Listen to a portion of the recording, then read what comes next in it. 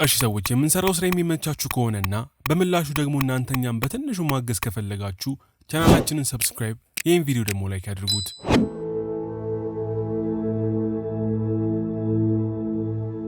ታሪካችን የሚጀምረው እንደ አውሮፓውያን አቆጣጠር በ1987 ዓመተ ምህረት ውስጥ ሲሆን በአሜሪካ ሀገር ውስጥ ባለች ሃምሻየር በተባለች ግዛት የሚኖሩን አንድ እናትና የ13 ዓመት ልጇን እያሳየን ነው።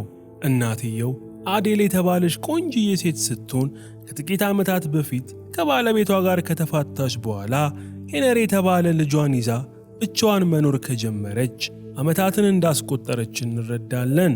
አንድ ቀንም ላይ አዴልና ልጇ ሄነሪ ወደ ሱፐርማርኬት ሄደው ዕቃ በመገዛዛት ላይ ሳሉ ፍራንክ የተባለ አንድ ሰው ወደ ሄነሪ በመምጣት ሄነሪን ሱፐርማርኬት ውስጥ ከማን ጋር እንደመጣ ሲጠይቀው ሄነሪም ከእናቱ ጋር እንደመጣ ለፍራንክ ይመልስለታል። ፍራንክም ቀጥሎ እግሩ ላይ መጠነኛ ጉዳት ስለደረሰበት እነሱ ወደ ቤታቸው ሲሄዱ እሱንም እንዲሸኙት ሄነሪን ሲጠይቀው ሄነሪም ጉዳዩን ቀለል አድርጎ በማየት ፍራንክን ይዞት እናቱ ጋር ከወሰደው በኋላ ፍራንክን ወደ ቤታቸው ሲሄዱ በዛው እንዲሸኙት እንደፈለገ ለእናቱ አዴል ይነግራታል። አዴል ግን ምንም የማያውቁትን ሰው እንዲሸኙት መጠየቁ አንዳች ጥርጣሬ ስለፈጠረባት ፍራንክን ልትሸኘው ፍቃደኛ እንዳልሆነች በትህትና ስትነግረው ጊዜ ፍራንክ የልጇን የሄነሪን አንገት ከኋላ በመያዝ የሚጠይቃትን ነገር ለማድረግ ካልተባበረች ሄነሪን እንደሚጎዳው ይገልጽላታል። አዴልም እንደ አይኗ ብሌን የምታየው ልጇ ላይ ጉዳት እንዳይደርስ በመፍራት ፍራንክን በመኪና ልትሸኘው ትስማማለች። አዴል ሄነሪና ፍራንክም ሆነው ከሱፐርማርኬቱ ለመውጣት ሲዘጋጁ አዴል ለሱፐርማርኬቱ ካሸር ፍራንክ አስገድዶ ሊወስዳቸው እንደሆነ በምልክት ብትነግራትም ካሸሯ ግን የአዴል ምልክት ምንም ሳይገባት ይቀርና ሦስቱም ተያይዘው መኪናው ውስጥ ይገባሉ። መኪናው ውስጥም ከገቡም በኋላ ፍራንክ ከሄነሪ ጋር ከኋላ በመቀመጥ አዴልን እርሷ ቤት እንድትወስደው ስለጠየቃት አዴል ፍራንክን ይዛው ወደ ራሷ ቤት ይሄዳሉ። አዴልም ቤት እንደደረሱ ፍራንክ ቤት ውስጥ ማንም አለመኖሩን ተዟዙሮ ሲያይ አዴል ደግሞ ቡና የምታፈላ አስመስላ ከዕቃ ማስቀመጫው ውስጥ ትንሽዬ ቢላ በማውጣት ኪሷ ውስጥ አድርጋለች። ልጇ ሄነሪም ፍራንክን ሲያነክስ አይቶት ስለነበር ምን ሆኖ እንደሆነ ሲጠይቀው ፍራንክም የእስር ቤት ታሳሪ እንደሆነና ነገር ግን ትርፍ አንጀት ታሞ ለሕክምና ሆስፒታል ከመጣ በኋላ ሕክምናውን እንደጨረሰ ሁለተኛ ፎቅ ላይ ከሚገኘው የሆስፒታል ክፍል ዘሎ እንዳመለጠ በግልጽ ይነግረዋል። ፍራንክም ቀጥሎ አዴልን ለአንድ ቀን ብቻ እሷ ቤት እንዲያድርና በሌሊቱ ባቡር ተሳፍሮ ከቤቷ እንደሚሄድላት ለማሳመን ቢሞክርም አዴል ግን ሊጎዳቸው እንደሚችል በማሰብ አሁኑኑ ቤታቸውን ለቆ እንዲሄድ ፍራንክን ትለምነዋለች። ፍራንክ ግን እሷ እንደምታስበው መጥፎ ሰው እንዳልሆነ ሊያሳምናት እየሞከረ እያለ በቴሌቪዥን የፍራንክ የእስር ቤት ማምለጥ ከተዘገበ በኋላ ፍራንክ ሚስቱን በመግደል ወንጀል ተፈርዶበት 18 ዓመታትን ያህል እስር ቤት ውስጥ እንደማቀቀ እና አዴል ይሰማሉ። ፍራንክም ሰዎች እንደሚሉት ሚስቱን የገደለው ባልታሰበ ሁኔታ እንደሆነ ካስተባበለ በኋላ አሁንም ቤት ውስጥ ለማደር አዴልን ሲለምን አዴል ግን ፖሊሶች ፍራንክን እሷ ቤት እንደነበር ካወቁ የእሱ ተባባሪ እንደሆነች በመጠርጠር እንደምትታሰር ትገልጽለታለች። በዚህ ወቅት ፍራንክ ይህ እንዳይታወቅ ወንበር ላይ አስሮ እንዲያስቀምጣትና ድንገት እንኳን ፖሊሶች ፍራንክ እሷ ቤት እንደነበር ካወቁ አስገድዷቸው እንደሆነ እንድትናገር ያሳስባታል። ከዚህም በኋላ ፍራንክ አዴልን በገመድ ወንበር ላይ ካሰራብ በኋላ ቆንጆ ራስ ሰርቶ ሁለቱንም እናትና ልጅ ይመግባቸዋል። ፍራንክም እኩለ ሌሊት ድረስ በእነ አዴል ቤት አካባቢ የሚያልፈውን ባቡር ሲጠብቅ ቢቆይም ያን ምሽት ግን ባቡሩ ሳይመጣ ስለቀረ ፍራንክ አዴልና ልጇ ሄነሪን ከስራታቸው ነፃ ይፈታቸዋል።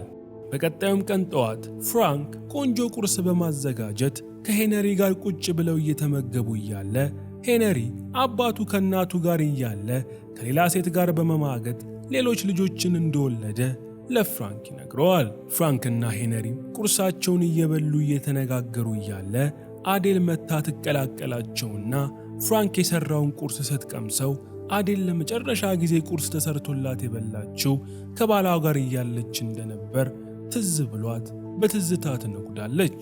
ያን ቀንም ከዛ ከተማ የሚያስወጣው ባቡር ሳይመጣ በመቅረቱ ፍራንክ የፈራረሰውን የአዴልን ቤት ሲጠጋግን፣ ያረጀ የመኪናዋን ጎማ ሲቀይር፣ እንዲሁም የተበላሸባትን ቧንቧ ሲጠጋግንላትና ከሄነሪ ጋር ሲጫወት ይቆያል።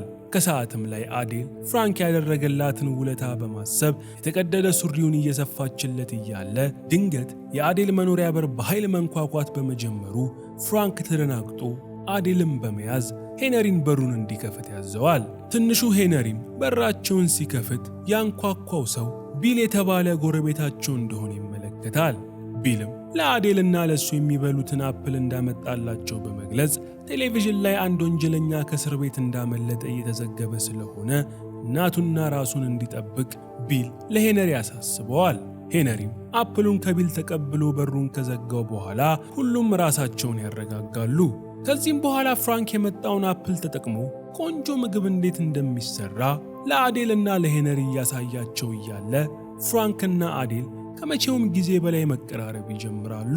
ምግቡንም ከሰሩ በኋላ ሄነሪ ከነ ፍራንክ ተለይቶ ቪዲዮ ጌም የተጫወተ እያለ አዴል ደግሞ ፍራንክ ደረት ላይ ደገፍ ብላ ራሷን ስታሳርፍ ልጇ ሄነሪ ይመለከታታል። ሌሊትም ላይ አዴልና ፍራንክ ፍቅር መስራት ይጀምሩና በደስታ ሲቃ መጮህ ሲጀምሩ ልጇ ሄነሪ ተመልክቶ እናቱ የትም በማታውቀው ሰው ፍራንክ ፍቅር ቶሎ በመውደቋ በጥቂቱም ቢሆን ስጋት ይገባዋል። በቀጣይም ቀን ፍራንክ አዴል ቤት ውስጥ የተበለሻሹ ነገሮችን መጠጋገኑን በመቀጠል ከአዴል ጋር እንደሚዋደዱ ባልና ሚስት ሆነው ቀናቸውን መግፋታቸውን ይቀጥላሉ። በኋላም ላይ ፍራንክ ለሄነሪ የመኪና ጎማ እንዴት እንደሚቀየር ስላስተማረው ሄነሪም የማያውቀውን ነገር በመማሩ ደስ ብሎት ይውላል። ከሰዓትም ላይ ሄነሪ ከሱፐርማርኬት የተወሰኑ ዕቃዎችን እንዲገዛ ተልኮ ወደ ሱፐርማርኬት ይሄድና አስፈላጊ ዕቃዎችን በሙሉ ሸምቶ ወደ ቤት እንደተመለሰ ሄነሪ ኤቨሊን የተባለች ጎረቤታቸው እናቱ አዴልን ፍለጋ እቤት ውስጥ ስገባ ይደርስባታል። ሄነሪም ኤቨሊን ቤታቸው ውስጥ ተደብቆ ያለውን ፍራንክ እንዳታየው በመስጋት ለኤቨሊን እናቱን እሱ እንደሚጠራላት በመንገር እዛው ሳሎን ያስቆማታል። አዴልም ኤቨሊን ፍራንክን ከማየቷ በፊት ኤቨሊን ጋር ወጥታ ምን እንደፈለገች ስትጠይቃት ጊዜ ኤቨሊንም አንድ የምትሄድበት አስቸኳይ ጉዳይ ስላለባት በዊልቸር የሚሄደው አካል ጉዳተኛ ልጇን ለተወሰኑ ሰዓታት እንድትጠብቅላት እንደሆነ ለአዴል ስነግራት አዴልም እምቢ ማለት ከብዷት የኤቨሊንን ልጅ ለመጠበቅ ትስማማለች። ኤቨሊንም ከሄደች በኋላ ፍራንክ የኤቨሊንን ልጅ መናገር እንደማይችል ስለተመለከተ ያለ ስጋት ራሱን አስተዋውቆት ያን ቀንም ሁሉም ዘና እያሉ አሪፍ ምሽት ያሳልፋሉ። ምሽት ላይም ሁሉም ተሰብስበው ቴሌቪዥን እያዩ እያለ ፍራንክ የተባለውን ወንጀለኛ ያየ ሰው ለፖሊስ እንዲጠቁሙ የሚያሳስብ መረጃ ከፍራንክ ፎቶ ጋር ተያይዞ በቴሌቪዥን መተላለፍ ይጀምራል። በዚህም ጊዜ አካል ጉዳተኛው የኤቨሊን ልጅ ምንም እንኳን መናገር ባይችልም ቀኑን ሙሉ አብሮት የዋለው ሰው ግን ተፈላጊው ፍራንክ እንደሆነ ያስተውላል። ይህ ከሆነ ከጥቂት ደቂቃዎችም በኋላ የአካል ጉዳተኛው እናት የሆነችው ኤቨሊን ከሄደችበት ስፍራ በመመለሷ ፍራንክ ኤቨሊን እስክትሄድ ድረስ ጓዳ በመግባት ይደበቃል። ኤቨሊንም ልጇን ለመውሰድ እና አዴል ቤት ስትገባ መናገር የማይችለው ልጇ ዊልቸር ላይ እንደተቀመጠ የወንጀለኛውን ፍራንክ ቤት ውስጥ መኖርን ለመጠቆም ድምፅ እያሰማ መጮህ ይጀምራል። ኤቨሊንም ልጇ የሚጮኸው ልትወስደው በመምጣቷ ደስተኛ ሳይሆን ቀርቶ እንደሆነ በማሰብ ዝም እንዲል ብትነግረውም ልጇ ግን መጮሁን አላቆመም በማለቱ ኤቨሊን በጣም ተበሳጭታ ልጇን በጥፊ አጠናግራ ይዛው ትሄዳለች። ያን ዕለት ምሽትም ሄነሪ እናቱ አዴልና ፍራንክን አሜሪካንን በመልቀቅ ካናዳ የተባለ ሀገር ሄደው ለመኖር እቅድ ሲነድፉ ሳሎን ውስጥ ሆኖ ይሰማቸዋል። በመነጋታውም ሄነሪ አካባቢው ላይ ወደሚገኝ ላይብረሪ በመሄድ ካናዳ ስለተባለችው ሀገር የሚያትት መጽሐፍ እያነበበ እያለ ኤሌኖር ከተባለች የሱ እኩያ ሴት ጋር ተዋውቆ ሁለቱም አንድ ሁለት እያሉ ማውራታቸውን ይጀምራሉ። በወሬያቸውም መሃል ሄነሪ ከእናትና ከአዲሱ ፍቅረኛዋ ጋር በመሆን ወደ ካናዳ ለሄድ እያሰበ እንደሆነ ለኤሌኖር ሲነግራት፣ ኤሌኖርም ብዙ ጊዜ የተፋቱ እናቶች አዲስ ሰው ካገቡ በኋላ ልጆቻቸውን ዞር ብለው እንደማያዩ በመግለጽ ሄነሪም እናቱ ሌላ ወንድ አግብታ እሱን ከህይወቷ ሳታስወጣው በፊት እሱ የእናቱን ፍቅረኛ ከህይወታቸው ላይ እንዲያባረው ኤሌኖር ተመክረዋለች። ይህም ንግግር ሄነሪ ውስጥ ትልቅ ስጋት ስለጫረበት ሄነሪ ፍራንክን በፖሊስ ለማስያዝ ማሰብ ይጀምራል።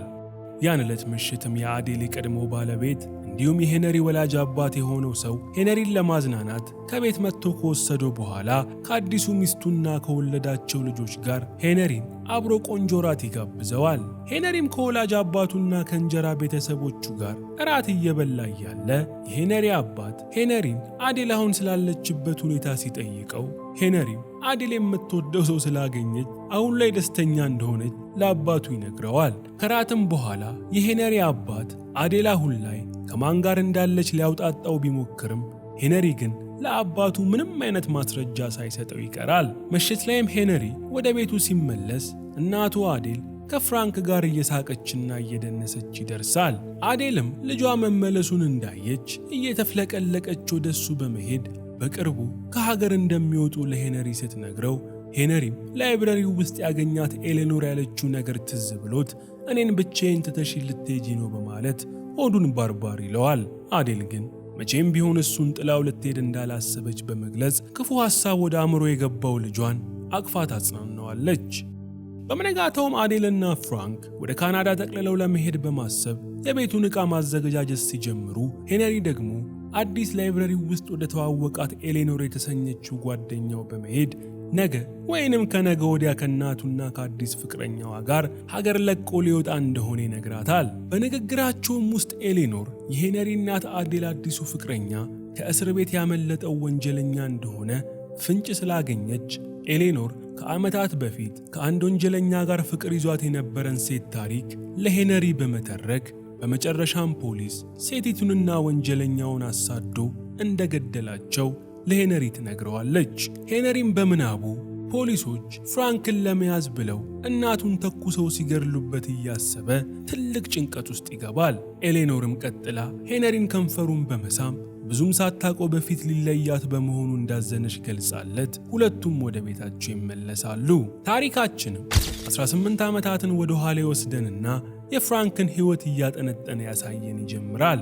ከዓመታት በፊት ፍራንክ አንዲት ቆንጅዬ ሚስት አግብቶ ሕይወቱን መግፋት ቢጀምርም በኋላ ላይ ግን ፍራንክ ሚስቱ ከሱ ጋር እያለች ከሌሎች ወንዶች ጋር ተማግጥበት እንደነበር ይደርስባታል። ነገር ግን በዚህም ሳያበቃ ፍራንክ ከሚስቱ የወለደው ልጅ የሱ ሳይሆን የሌላ ወንድ እንደሆነ መረጃ ስላገኘ አንድ ምሽት ላይ ፍራንክ ከሚስቱ ጋር በዚህ ጉዳይ ሲጨቃጨቁ ቆይተው ፍራንክ በብስጭት ሚስቱን ሲገፈትራት ከደረጃ ላይ ወድቃ እንደሞተችበት እንመለከታለን።